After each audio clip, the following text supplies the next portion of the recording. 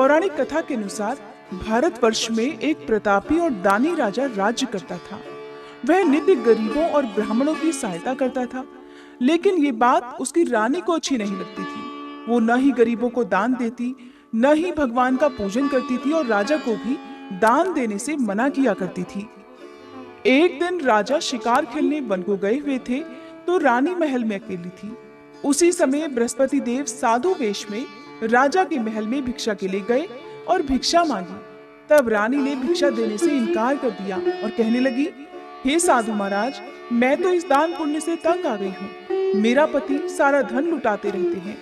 मेरी इच्छा है कि हमारा धन नष्ट हो जाए और फिर न रहेगा बांस, न बजेगी बांसुरी।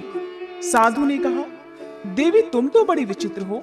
धन संतान तो सभी चाहते हैं, पुत्र और लक्ष्मी तो पापी के घर भी होनी चाहिए। यदि तुम्हारे पास अधिक धन है तो भूखों को भोजन दो, प्यासों के लिए प्याऊ बनवाओ, मुसाफिरों के लिए धर्मशालाएं खुलवाओ। जो निर्धन अपनी कुंवारी कन्याओं का विवाह नहीं कर सकते, उनका विवाह करा दो। ऐसे और कई काम हैं जिनके करने से तुम्हारा यश लोक परलोक में फैलेगा। परंतु रानी पर उपदेश का कोई प्रभाव नहीं पड़ा। वो बोली, महाराज आप मुझे कुछ मत समझाइए। मैं ऐसा धन ही नहीं चाहती जो हर जगह बांटती फिरूं। तब साधु महाराज ने उत्तर दिया, यदि तुम्हारी ऐसी इच्छा है तो तथास्तु। तुम ऐसा करना कि बृहस्पतिवार को घर लीपकर पीली मिट्टी से अपना सिर धोकर स्नान करना, भट्टी चढ़ाकर कपड़े धोना। ऐसा करने से तुम्हारा सारा धन नष्ट हो जाएगा। इतना कहकर वे साधु महाराज वहां से आलोप हो गए। साधु के कहे अनुसार सभी बातों को पूरा करते करते रानी को केवल 3 बृहस्पतिवार ही बीते थे कि उसकी सारी समस्त धन संपत्ति नष्ट हो गई। अब भोजन के लिए राजा का परिवार तरसने लगा। तब एक दिन राजा ने रानी से कहा कि हे रानी, तुम यहीं रहो, मैं दूसरे देश को जाता हूँ, क्योंकि यहाँ पर सभी लोग मुझे जानते हैं, इसलिए मैं कोई छोटा कार्य यहाँ नहीं कर सकता। ऐसा कहकर राजा परदेश चला गया। वहाँ वह जंगल से लकड़ियां काट कर लाता और शहर में बेचता। इस तरह वह अपना जीवन व्यतीत करने लगा। इधर राजा के परदेश जाते ही रानी और दासी दुखी रहने लगी। एक बार जब रानी और दासी को 7 दिन तक बिना भोजन के रहना पड़ा, तो रानी ने अपनी दासी से कहा, हे दासी, पास ही के नगर में मेरी बहन रहती है, वह बड़ी धनवान है। तू उसके पास जा और कुछ ले आ, ताकि थोड़ी बहुत गुजर बसर हो जाए। तब दासी रानी की बहन के पास गई। उस दिन गुरुवार था और रानी की बहन उस समय बृहस्पतिवार व्रत की कथा सुन रही थी। दासी ने रानी की बहन को अपनी रानी का संदेश दिया, लेकिन रानी की बड़ी बहन ने कोई उत्तर नहीं दिया। जब दासी को रानी की बहन से कोई उत्तर नहीं मिला तो वह बहुत दुखी हुई और उसे क्रोध भी आया। दासी ने वापस आकर रानी को सारी बात बता दी। सुनकर रानी ने अपने भाग्य को बहुत कोसा। उधर रानी की बहन ने सोचा कि मेरी बहन की दासी आई थी, परंतु मैं उससे नहीं बोली, इससे तो वह बहुत दुखी हुई होगी। कथा सुनकर और पूजन समाप्त करके वह अपनी बहन के घर आ गई और कहने लगी, हे बहन, मैं बृहस्पतिवार का व्रत कर रही थी, तुम्हारी दासी मेरे घर आई थी, परंतु जब तक कथा होती है तब तक न तो उठते हैं और न ही बोलते हैं, इसलिए मैं नहीं बोली। कहो दासी क्यों गई थी? रानी बोली, बहन तुमसे क्या छुपाऊं, हमारे घर में खाने को अनाज नहीं था। ऐसा कहते कहते रानी की आंखें भर आई। उसने दासी समेत पिछले 7 दिनों से भूखे रहने की बात अपनी बहन को विस्तार पूर्वक सुना दी। रानी की बहन बोली, देखो बहन, भगवान बृहस्पति देव सभी की मनोकामनाएं पूर्ण करते हैं। देखो शायद तुम्हारे घर में अनाज रखा हो। पहले तो रानी को विश्वास नहीं हुआ, पर बहन के आग्रह करने पर उसने अपनी दासी को अंदर भेजा तो उसे सचमुच अनाज से भरा एक घड़ा मिल गया। ये देखकर दासी को भी बड़ी हैरानी हुई। तब दासी रानी से कहने लगी, हे रानी, जब हमको भोजन नहीं मिलता तो हम व्रत ही तो करते हैं, इसलिए क्यों ना इनसे व्रत और कथा की विधि पूछ ली जाए, ताकि हम भी व्रत कर सके।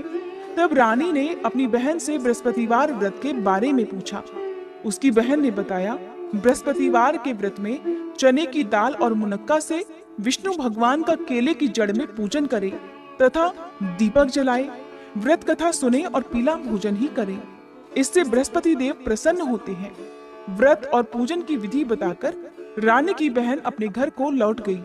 7 दिन के बाद जब गुरुवार का दिन आया तो रानी और दासी ने व्रत रखा।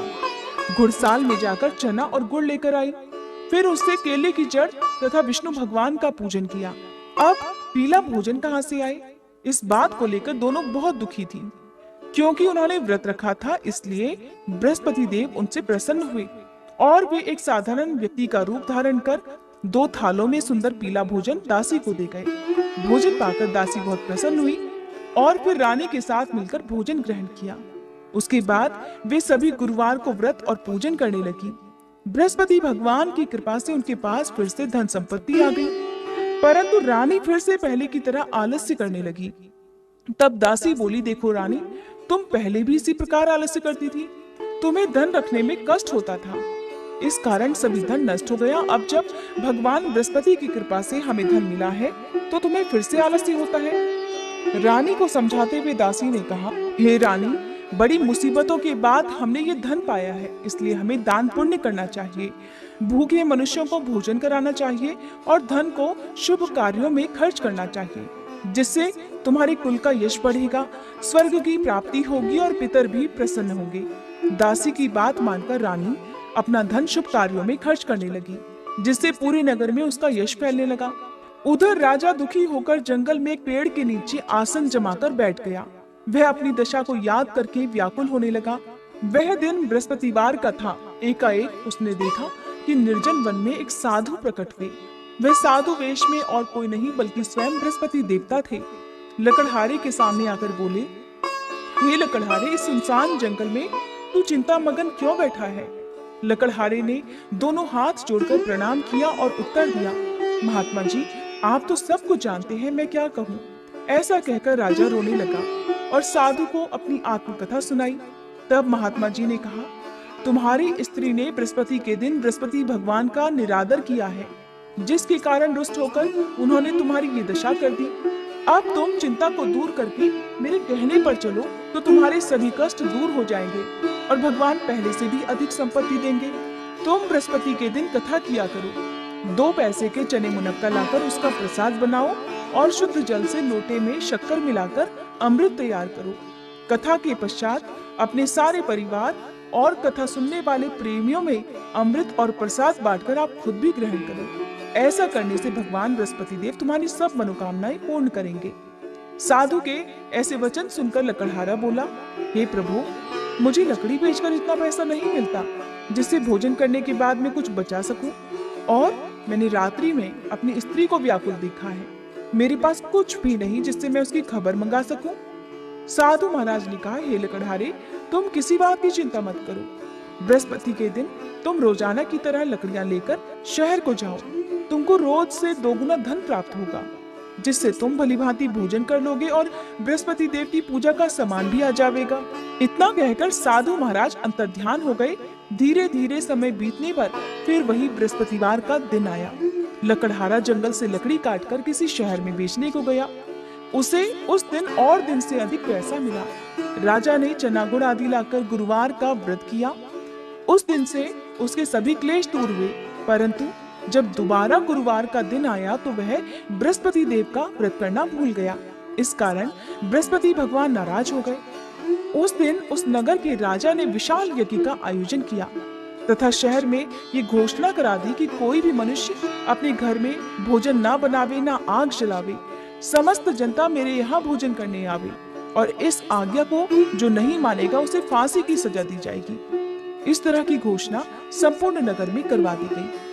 राजा की आज्ञा अनुसार शहर के सभी लोग भोजन करने गए, लेकिन लकड़हारा कुछ देर से पहुंचा, इसलिए राजा उसको अपने साथ घर लेवा ले गए और ले जाकर भोजन करा रहे थे तो रानी की दृष्टि उस खूंटी पर पड़ी जिस पर उसका हार लटका हुआ था। उस समय वह हार वहां पर दिखाई नहीं दिया तो रानी ने निश्चय किया कि मेरा हार इसी मनुष्य ने चुरा लिया है, और उसी समय सिपाहियों को बुलवाकर उसको कारागार में डलवा दिया। इधर जब लकड़हारा कारागार में पड़ गया तो बहुत दुखी होकर विचार करने लगा कि न जाने कौन से पूर्व जन्म के कर्म से मुझे ये दुख प्राप्त हुआ है, और दुखी होकर उसी साधु को याद करने लगा जो कि